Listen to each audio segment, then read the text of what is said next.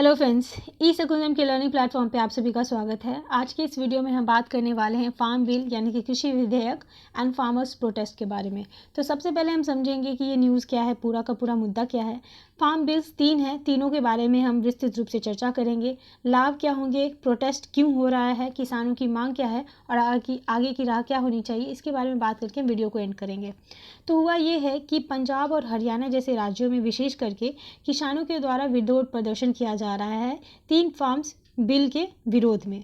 ये जो farm bills हैं ये एक्चुअल में ऑर्डिनेंस आया था इन जून 2020, उसको रिप्लेस करने वाले हैं और जब इनको प्रेसिडेंट की सहमति मिल जाएगी तो ये बिल्स जो हैं वो एक्ट में तब्दील हो जाएंगे।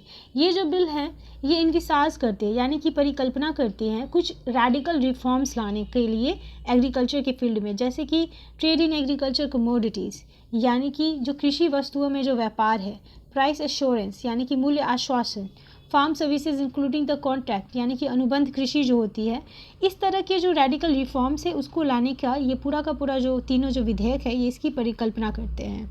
और जो मच नीडेड रिफॉर्म है इन एग्रीकल्चर मार्केटिंग सिस्टम, जैसे कि स्टॉक होल्डिंग पे लिमिट है, मिडिल मैन है, ये जितने भी बीच के जो ऑब्स्टेकल्स है उसको हटाने का ये तीनों का तीनों विधेयक का प्रयास है। परंतु जो फार्मर्स हैं वो बहुत ही आशंकित हैं कि इन विधेयकों के द्वारा जो मुक्त बाज़ार की जो अवधारणा है, जो न्यूनतम समर्थन मूल्य यानी कि मिनिमम सपोर्ट प्राइस की जो प्रणाली है उसको ये कमज़ोर कर सकती है और किसानों को बाज़ार की शक्तियों के प्रति जो है वो संवेदनशील बना सकती है। It can leave them to the mercy of the market forces. तो यहाँ पे मेन जो है वो यही बात है कि किसान जो है वो बहुत ही ज़्यादा आशंकित है इन सारे के सारे बिल से और कुछ पॉलिटिकल इश्यूज़ भी हैं। तो सबसे पहले हम समझते हैं कि ये कौन से बिल हैं जिसकी वजह से ये पूरा का पूरा विवाद है। तो 3 बिल हैं। मेक श्योर कि आपको ये नाम एग्जैक्टली याद हो, क्योंकि प्रीलिम्स में क्या करेंगे, एक और चौथा डाल देंगे, कहेंगे इसमें से कौन सा नहीं है या कौन सा है। तो इसके नाम आपको याद करने बहुत ही आवश्यक है क्योंकि नाम बहुत ज़्यादा कॉम्प्लिकेटेड है। तो the farmers produce trade and commerce promotion facilitation bill 2020, किसान उपज व्यापार एवं वाणिज्य संवर्धन और सुविधा विधेयक 2020, farmers empowerment and protection agreement of price assurance and farm services bill 2020, मूल्य आश्वासन और कृषि सेवाओं पर किसान सशक्तिकरण और संरक्षण समझौता विधेयक 2020 and last bill is essential commodities amendment bill 2020, आवश्यक वस्तु संशोधन विधेयक 2020। एक एक करके हम सारे बिल्स को समझते हैं और उससे संबंधित जो विवाद है या फिर जो किसानों की जो मांग है या फिर जो उनकी जो आशंकाएं हैं उनके बारे में भी हम चर्चा करेंगे। तो सबसे पहले हम बात करने वाले हैं बिल नंबर 1 यानी कि the farmer produce trade commerce promotion and facilitation bill 2020 के बारे में। ये जो है ये फार्मर्स को अलाउ करेगा कि ये कहीं पे भी जहाँ इनका मन हो वहाँ पे ये अपने एग्रीकल्चर प्रोड्यूस को बेच सकते हैं। तो ये अलाउ करेगा barrier free intra and inter trade of farm producers. Intra मतलब एक राज्य के अंदर कहीं पे भी और 2 राज्यों के बीच में भी ये जो है फार्मर्स ये अपनी जो उपज है उसको ये बेच सकते हैं। साथ ही साथ पहले क्या होता था ना, पहले का जो सिस्टम होता था वो ये होता था कि एक एपीएमसी मंडीज़ होती थी जहाँ पे आपको मिडिल मैन होते थे जिसको अड़हतियास कहा जाता है। तो आपको एपीएमसी मंडी का टैक्स देना होता था और ये मिडिल मैन का जो है वो टैक्स देना होता था। तो किसानों पे जो ये टैक्सेशन होता था और जो मिडिल मैन होते थे ये सबसे ज़्यादा प्रॉफिट लेके चले जाते थे, क्योंकि जो मिडिल मैन होते थे ये कार्टेल बना लेते थे कि हम इससे ज़्यादा प्राइस किसानों को देंगे ही नहीं। और ये जो मिडिल मैन होते हैं ये वो लोग भी होते हैं जो किसानों को कर्ज देते हैं, क्योंकि बैंक से कर्ज लेना कितना मुश्किल है तो आपको पता ही होगा। तो क्योंकि इन्होंने किसानों को कर्ज दिया हुआ है तो they can manipulate the prices. और अगर आपको जैसे कि let's just I will give you example of Tamil Nadu and Punjab. मान के चलिए कि तमिलनाडु पंजाब से गेहूं खरीदती है तो किसानों से थोड़ी खरीदती है, ये जो कार्टेल होता है, ये जो बड़े बड़े जो ट्रेड जो कंपनीज होती है उनसे ये लेती हैं। तो जो ट्रेडिंग होती है ये डीलर्स करते हैं, ये मिडिलमैन करते हैं, किसान नहीं करते थे। तो यहाँ पे ये प्रावधान किया गया है कि किसान किसानी भी करेगा, साथ ही साथ वो बिजनेसमैन की तरह भी खुद को प्रेजेंट कर सकता है। कहाँ पे बेचना है ये उसका राइट होगा। ही इज़ नॉट बाउंड कि उसको यहीं पे बेचना है, ना तो उसको किसी को टैक्स देना है, ना तो मिडिल मैन को, ना ही एपीएमसी मंडीज़ को। यहाँ पे ये प्रावधान किया गया है। साथ ही अगर कुछ और चीज़ों की हम बात करें तो यहाँ पे ये कहा गया है कि फार्मर्स जो हैं वो लाइसेंस जो ट्रेडर्स होते हैं दूसरे स्टेट के साथ उनके साथ भी डील कर सकते हैं। इससे क्या होगा ना कि मार्केट में कम्पिटिटिवनेस आएगा। कैसे आएगा, एक किसान है, एक आपको डीलर एपीएमसी का जो डीलर है वो मिलेगा, एक आपको प्राइवेट सेक्टर का मिलेगा, कोई और है जिसके पास पैन कार्ड है तो वो भी ट्रेडर कहलाएगा। तो आपके पास चॉइसेस है, जो आपको ज़्यादा अच्छा प्राइस देगा वहाँ पे बेचेंगे। आपके पास ये नहीं है कि आप सिर्फ एपीएमसी मंडी में ही बेचेंगे, जहाँ पे मिडिल मैन ने कार्टेल पहले से ही बना लिया कि इससे ज़्यादा प्राइस तो हम देंगे ही नहीं किसानों को, तो हारदार के किसान को एक ही को देना होता था। तो इससे क्या होगा, कंपिटिटिवनेस मार्केट में आएगा, तो ये अच्छा होगा किसानों के लिए। और यहाँ पे एक चीज़ की गई है वो ये कि कोई भी मर्चेंट, एनी मर्चेंट जिसके पास पैन कार्ड है वो एलिजिबल है ट्रेडर बनने के लिए। लेट्स जस्ट से कि आपने डिसाइड किया है कि आप ट्रेडर बनना चाहते हैं, तो आपको कुछ नहीं करना है, you just need a pan card, और आप जाके किसानों से प्रोड्यूस जो है वो खरीद सकते हैं। पहले क्या होता था कि एपीएमसी के जो मिडिल मैन होते हैं इनको स्टेट एपीएमसी एक्ट के अंतर्गत लाइसेंस प्रोवाइड किया जाता है। वो लोग जिनके पास लाइसेंस है सिर्फ वही ट्रेडर का काम कर सकते हैं एपीएमसी मंडीज़ में। यहाँ पे जो ट्रेड एरिया होगा एपीएमसी के बाहर, यहाँ पे ट्रेडर बनने के लिए you just need a pan card, ठीक है। तो इससे जो है एक जो अवधारणा है, जो हमारा जो कंसेप्ट है वन नेशन वन मार्केट का, उसको जो है बल मिलेगा, किसानों को फ़ायदा होगा। ये सारी जो है इस बिल की परिकल्पना है। तो इतना प्रोटेस्ट क्यों हो रहा है, तो देखिए सबसे ज़्यादा जो प्रोटेस्ट हो रहा है फार्मर का वो इसी बिल को लेके हो रहा है। यहाँ पे मेन जो टर्म्स है जो आपको ख्याल रखने हैं, is trade area, trader, dispute resolution and market fee. ये 3-4 चीज़ें हैं जिसकी वजह से सारा का सारा प्रोटेस्ट है। तो हम एक एक करके समझते हैं। तो देखिए ये जो बिल है ना, इसका सेक्शन 2M, इसमें डिफ़ाइन किया गया है कि ट्रेड एरिया क्या होता है, और जैसा इसका डिफिनेशन है उस हिसाब से अगर हम इन इफेक्ट में देखें तो जो अभी जो मंडीज़ हैं जो एपीएमसी एक्ट के थ्रू जो अभी एग्जिस्टेंस में है, वो इसके डेफिनेशन जो है ट्रेड एरिया का उसमें नहीं आते हैं। तो अंडर न्यू लेजिस्लेशन ये जो एपीएमसी जो मंडीज़ हैं जो अभी ऑलरेडी एग्जिस्टेंस में है वो ट्रेड एरिया नहीं कहलाएंगे। तो मंडीज़ तो गवर्नमेंट का ये कहना है कि ये एक एडिशनल ट्रेड एरिया आउटसाइड मंडी जो है वो फार्मर को फ्रीडम ऑफ चॉइस प्रोवाइड करेगा कि वो अपना ट्रेड कैसे भी कंडक्ट कर सकते हैं।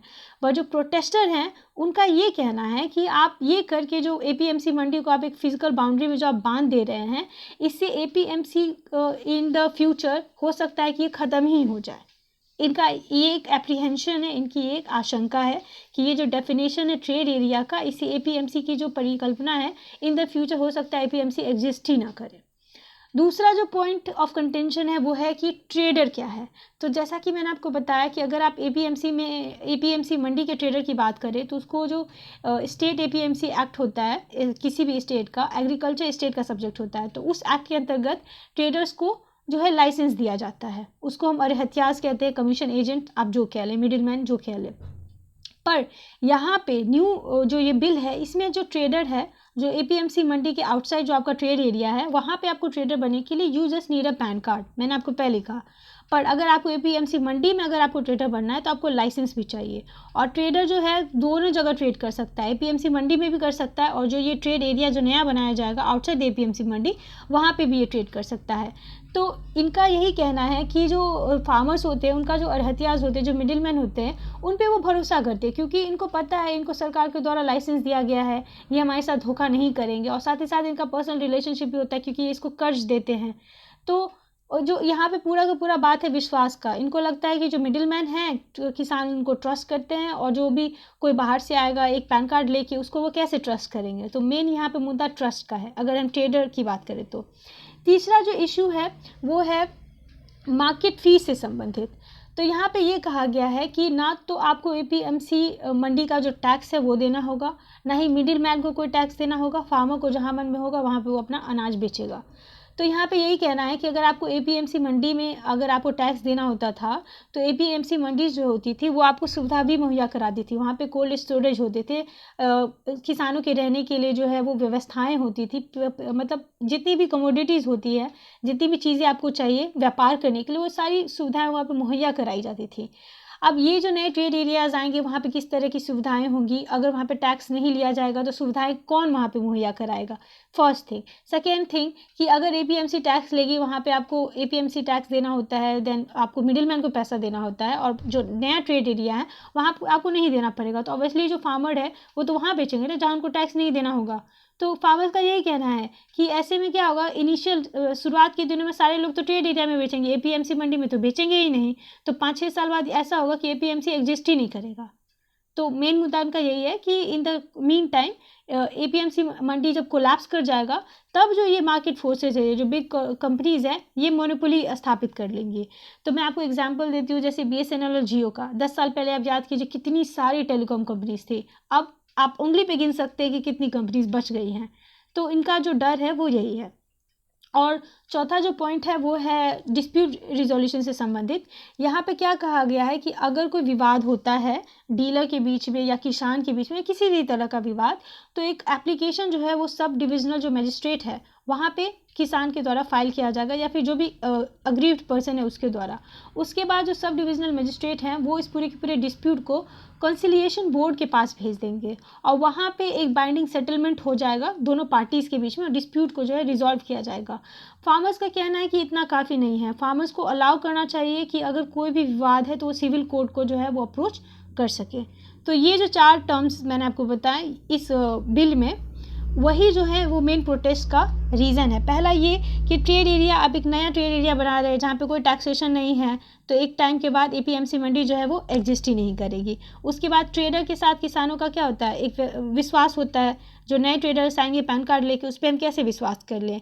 And the third thing is कि जो डिस्प्यूट रिजोल्यूशन है, ये चाहते हैं कि सिविल कोर्ट तक जाने का इनके पास रास्ता जो है वो खुला हो।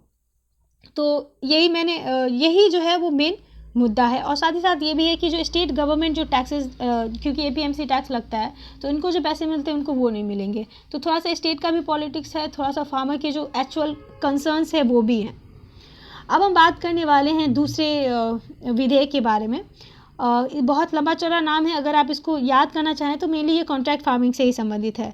The farmers empowerment and protection agreement on price assurance and farm services ordinance 2020। तो ये जो कृषि अनुबंध कृषि होती है, ये क्या होता है? मैं आपको एक एग्जाम्पल देती हूँ, और ये एक्चुअल एग्जाम्पल है, ये एक्चुअल में हुआ था। लेज कंपनी है, आपको पता है चिप्स बनाती है, और पंजाब के किसान है। हुआ ये था कि पहले मैं समझा देती हूँ कि अनुबंध कृषि कहते किसको हैं। तो ये लेज कंपनी है, ये किसान के साथ अनुबंध करेंगी, एक अग्रीमेंट करेगी कि हमको इस क्वालिटी का आलू चाहिए, इतने क्वांटिटी में चाहिए, और हम आपको इतना पैसा देंगे। अग्रीमेंट हो गया, फार्मर कहेगा ठीक है, हम आपको इतने टाइम तक इतने क्वालिटी का इतना आलू जो है वो हम आपको दे देंगे। ठीक है, अग्रीमेंट हो गया, इतने प्राइस पे हम आपको देंगे। टाइम आया, किसान को ये फसल उपजी और इन्होंने इनको दे दिया। तो ये जो डीलर है, ये जो बायर हैं, इसको टाइम पे सामान मिल गया, ये जो किसान है इसको पैसे मिल गए, एश्योर पैसे मिल गए, और इसको जो है वो बायर पहले से मिल गया। साथ ही साथ यहाँ पे जो बिग कंपनीज होती है ये आपको इनपुट भी प्रोवाइड करती है, टेक्नोलॉजी प्रोवाइड करती है, आपको गाइड करती है, किसान खेती करने के नए नए जो टेक्निक्स होते हैं वो सिखाती है। तो किसानों का भी जो प्रोडक्टिविटी है वो बढ़ता है, कंपनियों का जो उनको प्रोडक्ट चाहिए उनको कमी नहीं होती, उनको टाइम पे सप्लाई मिलते रहता है। तो एक बहुत अच्छा सिस्टम है कॉन्ट्रैक्ट फार्मिंग का। तो विवाद ये हुआ था जिसको लेके एक्चुअल में कंसर्न है वो ये कि लेज कंपनी का कॉन्ट्रैक्ट था पंजाब के फार्मर्स के साथ कि हमें एक सर्टेन अमाउंट में इस क्वालिटी का आलू चाहिए। पर जब आलू आया तो उन्होंने कहा कि नहीं, ये इस क्वालिटी का तो आलू है ही नहीं जो हमको चाहिए चिप्स बनाने के लिए, तो उन्होंने लेने से इनकार कर दिया। तो जितने भी फार्मर्स ऑर्गेनाइजेशन थे वो लोग विरोध करना शुरू कर दिए। तो फिर सरकार को इंटरवीन करना पड़ा, एंड देन लेज कंपनी आलू लेने पे तैयार हुई। तो इस तरह के जो सिचुएशन है वो आ सकते हैं कि अग्रीमेंट हुआ है, फिर भी कंपनियां जो है वो मुकर जाती है ये कह के कि ये उस क्वालिटी का नहीं है, हम नहीं लेंगे, या फिर पेमेंट करने में देरी होती है। तो इस तरह के मुद्दे आते हैं कॉन्ट्रैक्ट फार्मिंग में। तो इसको लेके सरकार को जो है एक फ्रेमवर्क बनाना चाहिए। किसानों की मांग ये भी है कि यहाँ पे एक एमएसपी जो है वो अटैच करे कॉन्ट्रैक्ट फार्मिंग में, कि आप इससे कम दाम नहीं दे सकते फार्मर्स को। क्यों होगा क्या ना कि बिगनिंग में जो बिग कॉर्पोरेट हाउसेज हैं, जैसे आपको मालूम है कि अभी फल सब्जियाँ जो है ऑनलाइन भी आप खरीद सकते हैं, बिग बास्केट, इस तरह के बहुत सारे प्लेटफॉर्म्स हैं। तो अभी तो वो लोग देंगे आपको अच्छे अच्छे ऑफर्स, तो किसानों को भी फ़ायदा होगा। और एक टाइम वही मोनोपोली वाली बात होती है, तो फिर इनको पैसे नहीं देंगे, और यहाँ पे अगर एमएसपी नहीं होगा कि आपको इतना तो मिलेगा ही, तो किसानों को इसको लेके भी आशंका है। अब हम बात करते हैं तीसरे विधेयक के बारे में, एसेंशियल कमोडिटीज़ अमेंडमेंट बिल 2020। ये जो है अमेंडमेंट करता है क्योंकि एक एक्ट था एसेंशियल कमोडिटीज़ एक्ट ऑफ 1955, इसको अमेंड करता है और साथ ही साथ इस अमेंडमेंट के थ्रू बहुत सारी जो कमोडिटीज़ है, जो वस्तु है, जैसे कि cereals, pulses, oils, edible oil, onion, potatoes, इसको एसेंशियल कमोडिटी के लिस्ट से बाहर निकाल देता है। तो इसका मतलब ये है कि पहले होता था कि आप इस सारी चीज़ों को स्टॉक करके नहीं रख सकते एक अमाउंट से ज़्यादा। तो इसका जो ड्रॉबैक था, इसकी जो नुकसान था वो ये था कि आप अगर फूड प्रोसेसिंग इंडस्ट्री लगाना चाहते हैं तो आपको स्टॉक करना होगा, पर इस तरह की जो लिमिटेशन है उससे ये जो इंडस्ट्रीज़ है वो सही से फंक्शन नहीं कर पाती थी। अगर कोई प्राइवेट सेक्टर इन्वेस्ट करना चाहती है स्टोरेज में, वेयर हाउस में, तो वो वहाँ पे स्टोर करेंगी, तो अगेन ये एक्ट आ जाएगा कि आप इससे ज़्यादा स्टोर नहीं कर सकते, तो कोई प्राइवेट कंपनी क्यों इन्वेस्ट करेगी फिर। उसके बाद आप जो एक्सपोर्ट करते हैं बाहर, उसके लिए भी आपको चाहिए। तो इन सारी चीज़ों में ये रोड़ा था, इसको हटाया गया है ताकि प्राइवेट जो इन्वेस्टर्स है वो आए, जो हमारे जो प्राइस में जो इन्फ्लेशन होती है वो सारी चीज़ों को रोका जा सके। पर यहाँ पे भी कुछ मुद्दे हैं, वो ये हैं कि ये एक तो हाईली सेंट्रलाइज्ड लॉ है और ये जो स्टेट के जो पावर है, जो राज्यों के जो अधिकार है, उसका ये हनन करती है। साथ ही साथ अगर ये हट जाएगा तो आपको पता है आजकल तो व्हाट्सएप पे एक मैसेज वायरल हो जाए कि इस चीज़ की कमी होने वाली है, मार्केट में ये नहीं मिलेगा, तो लोग बाज़ारों में दौड़ने लगते हैं और इस सिचुएशन का, इसी पैनिक सिचुएशन का फ़ायदा उठाते हैं ट्रेडर्स, वो सामान स्टॉक कर लेते हैं और बहुत महंगे दामों पे बेचते हैं। तो क्या होगी ना, होर्डिंग हो जाएगी, ब्लैक मार्केटिंग हो जाएगी, तो इन सब चीज़ों को कैसे रोकेंगे स्टेट्स। तो ये इसका ड्रॉबैक है यहाँ पे। तो जो इश्यूज़ हैं उसको हम समराइज़ कर लेते हैं। सबसे पहला जो एंगल है वो है संघीय ढांचा जो है हमारा, फेडरल एंगल। आपको पता है एग्रीकल्चर क्या है, स्टेट सब्जेक्ट है, और स्टेट सब्जेक्ट होने के बाद भी आपने स्टेट के जो भी समस्याएं हैं या फिर उनका जो प्रॉब्लम है, आपने उनके बारे में मेंशन नहीं किया। साथ ही साथ ये जो एसेंशियल कमोडिटीज़ एक्ट है उसमें तो सेंट्रल स्टेट को इशू कर सकती है ऑर्डर कि आप ऐसा कीजिए, ऐसा नहीं कीजिए। तो पहला जो रिसेंटमेंट का कारण है वो यही है। दूसरा है कि कंसल्टेशन नहीं किया गया, सलाह मशवरा नहीं की गई। पहला तो इसको ऑर्डिनेंस के थ्रू लाया गया, दूसरा इसको बहुत जल्दी पास कर दिया गया। तो एक तरह से अविश्वास की भावना है जो डिफरेंट स्टेक होल्डर्स हैं, फार्मर्स, स्टेट, ट्रेडर्स, सबके बीच में। साथ ही साथ उनका ये मानना है कि एपीएमसी जो मंडीज़ हैं वो कालांतर में ख़त्म हो जाएंगी या एमएसपी जो है वो हटा दिया जाएगा। तो आप कंसल्ट नहीं करेंगे तो एक अविश्वास की भावना आएगी और इस तरह की जो अवधारणाएं हैं जो नहीं करना चाहती सरकार, फिर भी किसानों को लगता है कि वो होने वाला है। तीसरी बात जो मैंने आपसे कहा कि नॉन एपीएमसी मंडी है, वहाँ पे कोई रेगुलेशन नहीं होगा, जिसके पास भी पैन कार्ड है वो ट्रेडर बन सकता है। तो इसका रेगुलेशन करना सरकार की जिम्मेदारी है कि कैसे फंक्शन करेगा, क्योंकि यहाँ पे मेनली कुछ टाइम के बाद जो कॉर्पोरेट जो हैं उनका मोटिव हो जाएगा, वो तो सिर्फ प्रॉफिट कमाना चाहती है, उनका तो किसानों के फ़ायदे से कोई लेना देना नहीं है। तो आप किसानों को कॉर्पोरेट हाउसेस की मर्जी पे छोड़ रहे हैं। And the fourth thing is कि जो मार्केट की जो कंडीशंस है वो नॉन फेवरेबल है इस तरह की रिफॉर्म के लिए। क्यों, यहाँ पे बिहार का एग्जांपल दिया जाता है। आपको पता होगा बिहार में ये सारी चीज़ें पहले से हैं कि किसान एपीएमसी मंडी के बाहर भी अपना जो प्रोड्यूस है वो बेच सकता है। तो किसान, बिहार का एग्जाम्पल इसलिए दिया गया है कि एपीएमसी मंडी से बाहर बेच तो सकता है, लेकिन यहाँ पे प्रॉब्लम क्या है कि मान के चलिए एपीएमसी मंडी है, ये दूसरा ट्रेड एरिया एपीएमसी के बाहर का, तो यहाँ पे सारे के सारे जो मिडिल मैन है वो कार्टेल बना लेते हैं कि इतने से ज़्यादा पैसा तुमको नहीं देंगे।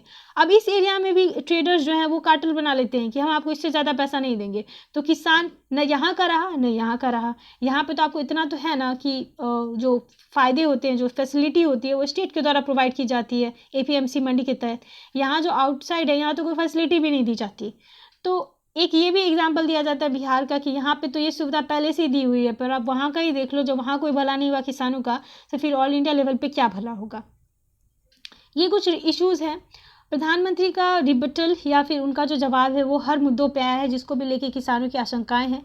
जैसे कि किन्हीं का कहना है कि जो मार्केट फोर्सेस जो है वो रूल करेंगी, तो इनका कहना है सरकार का कि किसान की मर्ज़ी होगी, वो जहाँ चाहे वहाँ बेचे। तो एक तरह से जो स्टेयरिंग है वो आप किसानों को दे रहे हैं। किसानों को आप दीन एकदम हीन भावना से जो हम देखते हैं, किसान गरीब होता है, किसान लाचार होता है, ये किसानों को एज अ बिजनेसमैन प्रेजेंट करना चाहते हैं कि किसानों के पास डिसीजन मेकिंग राइट हो, वो जहाँ चाहे वहाँ बेच सके।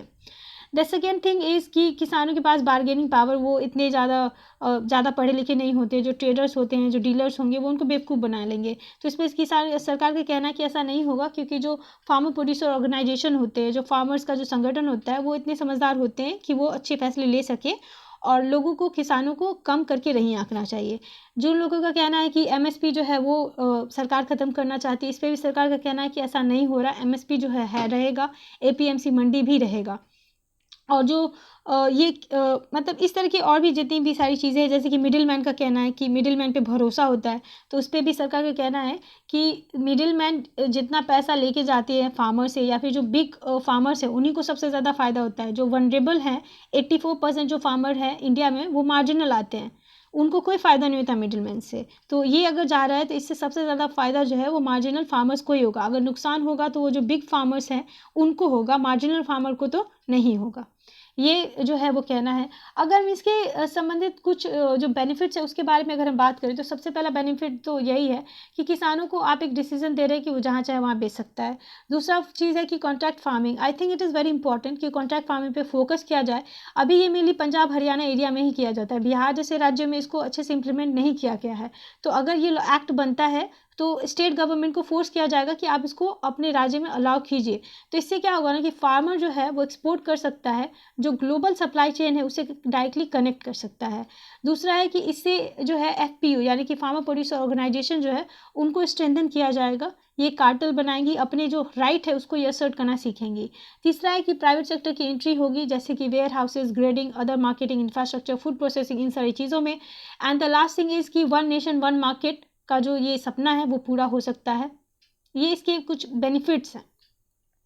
अब आगे की राह क्या होनी चाहिए? तो देखिए, सबसे पहला तो यही है कि जो एग्रीकल्चर इंफ्रास्ट्रक्चर है उसको हमको स्ट्रेंथन करना पड़ेगा।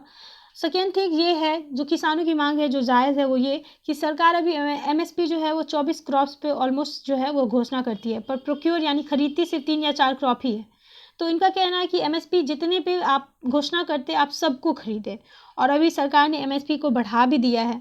उसके बाद जो स्टेट फार्मर कमीशन है या जो एफपीओज़ है उसको आप संगठित करें, उसको आप एम्पावर करें, एंड किसानों के साथ एक संवाद स्थापित करने की आवश्यकता है, ताकि ये जितनी भी आशंकाएं हैं उसको दूर किया जा सके। तो this was end of this video friends. I hope you find this video informative. Video कैसा लगा कमेंट में लिख के ज़रूर बताएं। चैनल को सब्सक्राइब करें, वीडियो को लाइक करें, ज़्यादा से ज़्यादा शेयर करें। Happy learning.